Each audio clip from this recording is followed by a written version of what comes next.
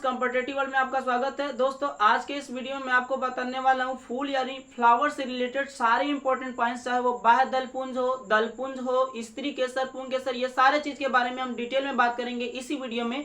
तो बने रहिए हमारे साथ अंत तक। और चलिए अब हम स्टार्ट करते हैं अपने टॉपिक को। हमारा टॉपिक क्या है? पुष्प, यानी कि इसको अंग्रेजी में बोला जाता है फ्लावर। फूल को हम अंग्रेजी में फ्लावर ही बोलते हैं। फूलों का जो अध्ययन होता है उसको हम लोग कहते हैं एंथोलॉजी। देखिए यहाँ पर क्या होता है, दो चीजें होती है। फूलों का जो अध्ययन होता है उसको हम लोग एंथोलॉजी कहते हैं, लेकिन फूलों की जो खेती होती है उसको हम लोग फ्लोरिकल्चर कहते हैं। फ्लोरिकल्चर का मतलब ये हुआ कि जैसे फूलों की जो बागानी होती है वो एक तरीके से फ्लोरिकल्चर के अंतर्गत आता है। लेकिन अगर आप फूलों के बारे में स्टडी करते हैं, पढ़ाई करते हैं, यानी जानकारी लेते हैं उसके बारे में, तो वो होता है एंथोलॉजी। अब बात करते हैं इसके आगे। फूल क्या होता है? एक्चुअली जो फूल होता है वह पौधे का जनन अंग होता है और इसी के माध्यम से फूल अपने नए जनरेशन का निर्माण करता है। एक तरीके से फूलों का जनन अंग होता है जो एक पीढ़ी से दूसरे पीढ़ी में पौधों को आगे बढ़ाते रहता है। और इसका काम क्या होता है? फूलों का जो मेन काम होता है वह जनन के माध्यम से फलों का निर्माण करता है। फूल जो होता है निषेचन करता है यानी जनन करता है, और जनन के माध्यम से ये अपने नए फलों का निर्माण करता है। यही मेन काम होता है, ये फल बनाता है।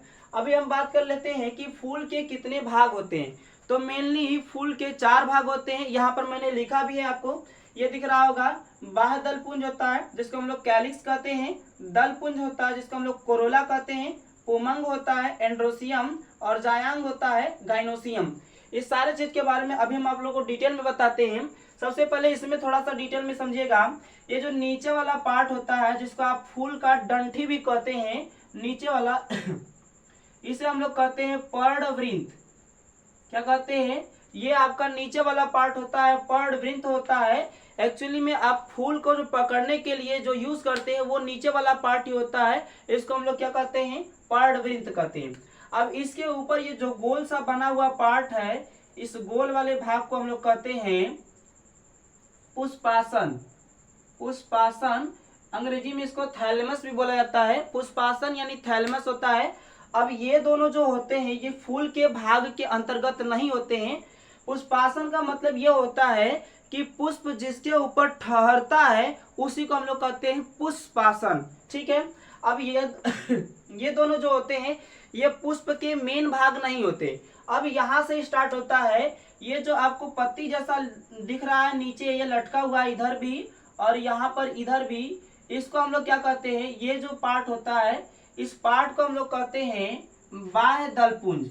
बाह्य दलपुंज ये होता है बाह्य दलपुंज, जिसको हम लोग कैलिक्स बोलते हैं। क्योंकि इस पत्ती का एक जो टुकड़ा होता है इसको हम लोग सेपल कहते हैं, और पूरा ग्रुप मिला देंगे तो उसको हम लोग कैलिक्स कहते हैं।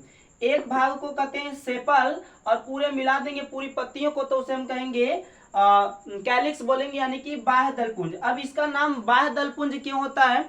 एक्चुअली में जब फूल नहीं बना होता, जब पहले ये कली अवस्था में रहता है जिसको हम लोग ढूढ़ी भी कहते हैं देहाती भाषा में, तो वो कली अवस्था में ये जो नीचे का बाह्य दलपुंज होता है ये एक तरीके से उसके ऊपर कवर की तरह जो होता है चढ़ा रहता है।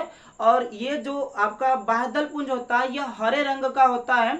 और हालांकि ये हरे रंग का होता है इसलिए इसका मेन काम ये होता है कि प्रकाश संश्लेषण के माध्यम से फूल का उसकी कली की अवस्था में पोषण करना, यानी कि उसको कह सकते हैं कि उसका पूरा पोषण करना, उसे खाना पीना जो भी सिस्टम है उसे सारा चीज कौन करता है? जो ऊपर का कवर होता है हरे रंग का उसे हम लोग कहते हैं बाह्य दलपुंज यानी कि कली कहते हैं। इसके एक पत्ती को सेपल कहते हैं और पूरा ग्रुप को हम लोग कैलिक्स कहते हैं। यही होता है। फूल जब फूल बना नहीं रहता, कली सिस्टम में रहता है, तब ये ऊपर से एक कवर की तरह काम करता है जिसको हम लोग कहते हैं बाह्य दलपुंज। ये हो गया आपका बाह्य दलपुंज।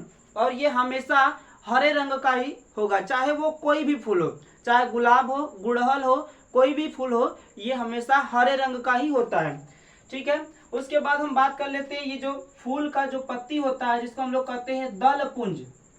दलपुंज कहते हैं। हालांकि इसमें भी यही सिस्टम होता है, जैसे इसके एक पार्ट को हम लोग सेपल कहते हैं वैसे इसके एक पार्ट को हम लोग पेटल कहते हैं। ये एक पार्ट को हम लोग कहते हैं पेटल, और पूरा पत्तियों का जो ग्रुप होता है, इस पूरे पत्तियों के ग्रुप को हम लोग कहते हैं कोरोला। यहाँ पर लिखा हुआ है कोरोला। अब ये क्या होता है, एक्चुअली में जो फूल दिखने में या कह सकते हैं जो आपको दिखाई देता है वो आप कोरोला ही देखते हैं, जिसको हम लोग पेटल का एक पार्ट होता है, उसकी एक पत्ती को तोड़ेंगे तो वो पेटल होता है, और पूरा ग्रुप को मिला देंगे तो उसे हम लोग कहते हैं कोरोला। अब यहाँ पर क्या होता है, कोरोला में ही सुगंध होता है। दिन के समय में आप जो भी चीज कह सकते हैं कि फूल का आप जो भाग सूंघते हैं वो भाग क्या होता है, वो होता है दलपुंज, जिसको हम लोग कोरोला बोलते हैं। उसी को हम लोग सूंघते हैं और यही स्मेल करता है। जो अलग अलग प्रकार के पौधों में, फूलों में जो सुगंध आता है वह दलपुंज की वजह से ही आता है। और इसका रीजन भी होता है क्योंकि ये दिन के समय में देखेंगे विभिन्न रंग के होते हैं, जो क्या करते हैं, भंवरों को आकर्षित करते हैं, ताकि भंवरे इस पर आकर बैठे और इस पर निषेचन की प्रक्रिया हो सके। क्योंकि ज्यादातर जो फूल होते हैं उनमें उनमें निषेचन का काम जो होता है वह कीटों के माध्यम से यानी भंवरों के माध्यम से ही होता है। तो अलग अलग रंग होने के कारण ये भंवरों को क्या करते हैं, अपनी ओर आकर्षित करते हैं। ये दलपुंज होता है, और इसका जो ये अलग अलग कलर के हो सकते हैं, ये लाल हो सकते हैं, सफेद हो सकते हैं, नीला भी हो सकता है, अलग अलग कलर का ये दलपुंज होता है। इसको हम लोग अंग्रेजी में कोरोला बोलते हैं, इसके एक पार्ट को पेटल बोलते हैं, और पूरे वाले पार्ट को हम लोग कहते हैं दलपुंज। हिंदी में इसको दलपुंज और अंग्रेजी में इसको बोलते हैं कोरोला। यह हो गया आपका दूसरा वाला पार्ट। अभी हम बात कर लेते हैं पुमंग यानी कि एंड्रोसियम की बात कर लेते हैं। अब यहाँ पर देखिएगा, ये जो फूल के इस वाले पार्ट से निकला हुआ ये जो लंबा वाला भाग है, और यहाँ पर इस तरीके से गोल गोल बना हुआ है, जिसकी संख्या इस तरीके से देख रहे हैं, 3 ठो हमने इधर बना दिया, 3 ठो इधर। हालांकि जरूरी नहीं कि इतना ही होता है, इसमें बहुत सारे होते हैं। इसको हम लोग कहते हैं पूरा मिलाकर यहाँ से लेकर यहाँ तक, इसको पूरा कहते हैं पुमंग।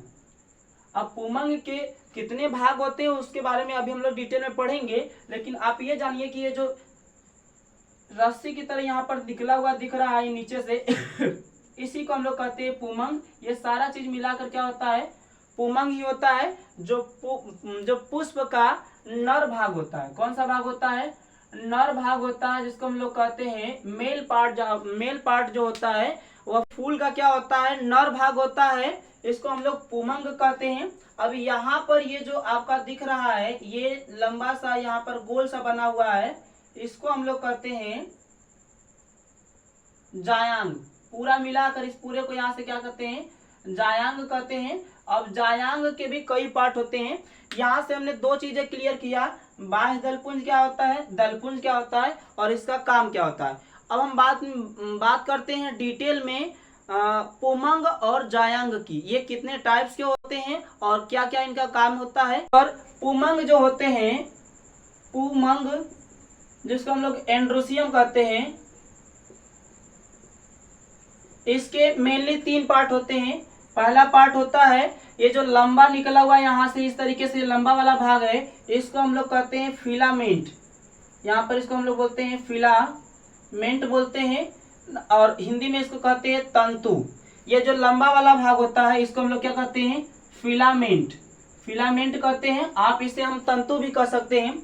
दूसरा वाला जो पार्ट होता है, यहाँ पर ये जो गोल गोल बना हुआ है, इस गोल वाले पार्ट को हम लोग कहते हैं परागकोश। इसको हिंदी में कहा जाता है, अंग्रेजी में इसको कहा जाता है एंथर।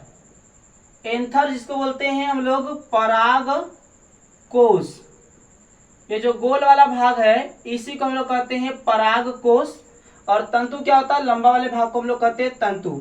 और इसका तीसरा वाला पार्ट होता है, इस गोल वाले के अंदर जो होता है छोटे छोटे दाने की तरह बहुत सारे कण रहते हैं, और इसी कण को हम लोग कहते हैं पोलन ग्राम। पोलन ग्रैन बोलते हैं, पोलन ग्रैन, जिसको हम लोग कहते हैं पराग कण। ये हो गया पराग कोश, ऊपर वाला गोल वाला, और इसके अंदर जो दाना की तरफ इसमें है इसको हम लोग कहते हैं पराग कण। ये पराग कण के माध्यम से ही यहाँ पर ये वर्तिकाग्र के अंदर जाता है तो निषेचन होता है। तो ये हमने पुरुष के मेल पार्ट में पढ़ लिया कि पुमंग क्या होते हैं। पुमंग के 3 पार्ट होते हैं, एक होता है फिलामेंट जिसको तंतु कहते हैं, जो कि लंबा वाला पार्ट होता है। उसके बाद एंथर होता है जिसको परागकोश कहते हैं, ये जो गोल वाला पार्ट होता है इसे हम लोग परागकोश कहते हैं।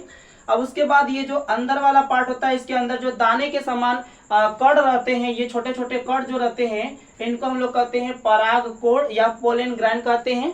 अब बात कर लेते हैं इसके फीमेल पार्ट की कि इसमें फीमेल पार्ट में क्या क्या होता है।